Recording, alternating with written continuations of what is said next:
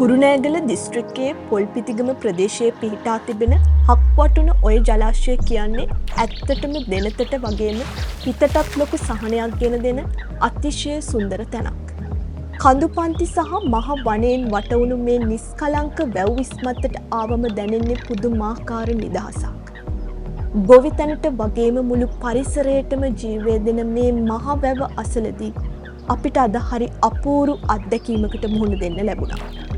ඒ තමයි මේ වැව්තාවුන්නට වතුර බොන්න සහ නිදහසේ සැරිසරන්න ආපු මේ තේජවන්ත තනි අලියා අපගේ කැමරා කාචයට හසු කර ගැනීමට ලැබී.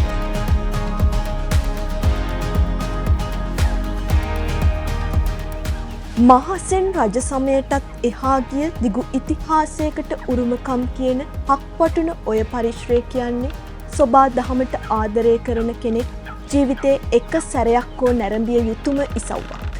වන සතුන්ගෙන් සහ පරිසරයේ සුන්දරත්වය උපරිමයෙන්ම විඳගන්න පුළුවන් මෙවැනි තැන් ආරක්ෂා කර ගැනීම අප සැමගේම යුතුකමක්.